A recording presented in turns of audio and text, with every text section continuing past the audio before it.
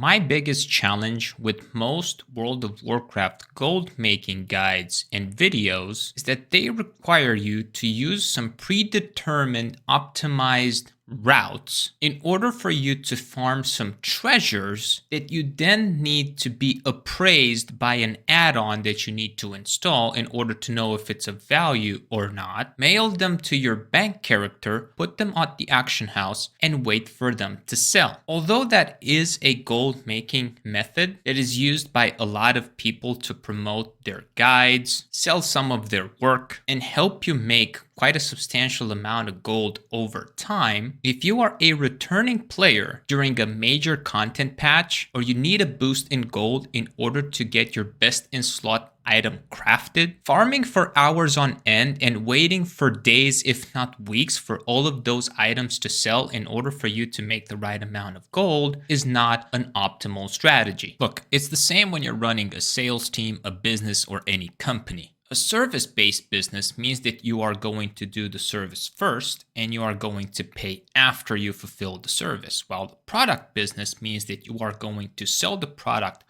first, you are going to get the money up front, and then the customer is going to decide whether to use that product then or after in the future whenever they want.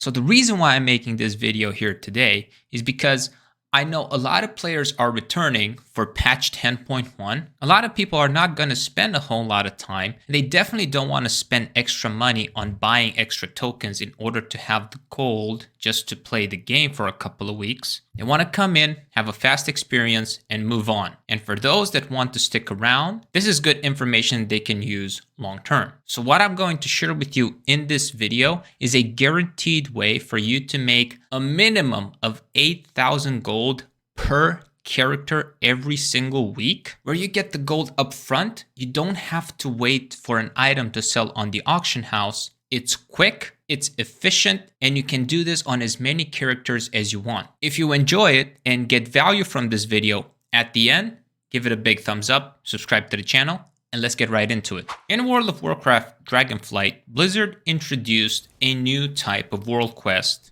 in order for them to show off the new Dragonriding system. And these world quests are called Dragonrider Racing. You will find one in each of the 4 initial zones, as you can see here on the map. There will be one in the Forbidden Reach after you do the initial quest. And there will also be 2 of them in the new zone, Zerolek Caverns, after you do the introductory quest and you open up the world quests in that area. The final quest is in the Onaran Plains, west of Marukai, where you will find the goblin and the troll that have been with us for many expansions. These guys will give you a Ring of Blood type quest line where you will have to defeat 6 elites. Once you do those, twice per week, they will give you a world quest, which will have a random reward. However, not many people know that when you complete this world quest, you will be guaranteed a minimum of 600 gold at the end, even though the reward doesn't say so. So as you can see, I'm here on one of my alts. I have completed all of the Dragonriding world quests. I have 7 bags I haven't opened yet. Transferred all my gold. So there's literally nothing on this character, and we're gonna check and see how much gold it gets. And there we go. 648 gold as a reward, plus the item that we can sell. And let's also go ahead and open all of these bags.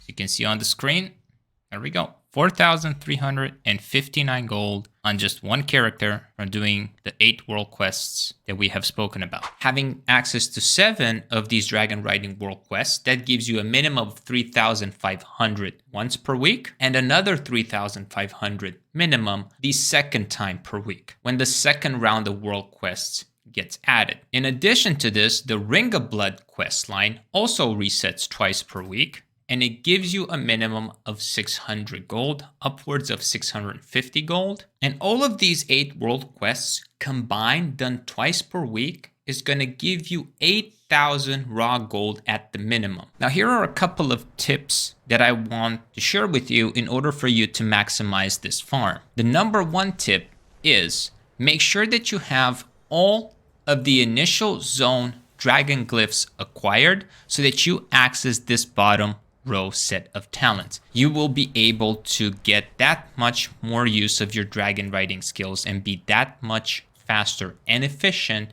when traveling from world quest to world quest, as well as when completing and doing the actual race. The second tip that I have for you is that you need to be maximum level on at least one character, meaning you have to be level 70 on at least one character in order to unlock the world quests. So you won't have access to them starting at level 60 unless you have fully completed the initial campaign on at least one character that is max level. Once you do so, every single other character, regardless if it's level 60, 70, or anything in between, they will have access to the world quests in order to complete them, with one caveat. The dragon riding world quest within the Forgotten Shore is not available to any character that is under level 70. And that is because in order to unlock it, it is an individual task by each character to go do the initial quest and unlock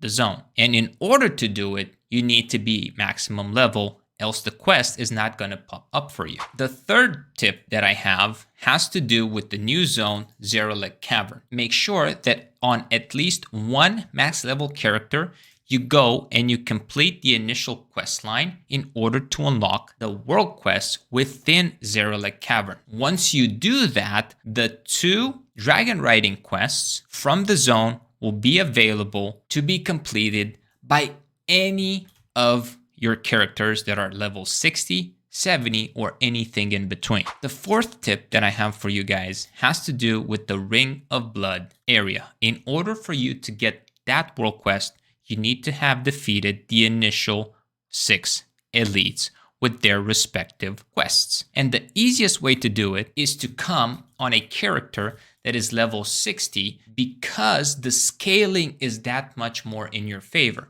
If you're going to do these world quests, when your character is above level 65, you're going to have a tougher time, and typically you will need help in order to survive. These quests give decent amount of XP and quite a great weapon reward at the end, so it's good to do them early on your alts. And once you have completed the initial 6 quests, you will get the world quest twice per week. If you got value from this video and you enjoyed it, consider sharing it with a friend. Give it a big thumbs up and subscribe to the channel. If you haven't already, check out this video over here that's going to teach you all about how to farm the alchemical flavor pocket. Or click over here to see what other activities you can do on a weekly basis in order to boost your gold on every single character. Thank you very much for watching this video, and I will see you in the next one.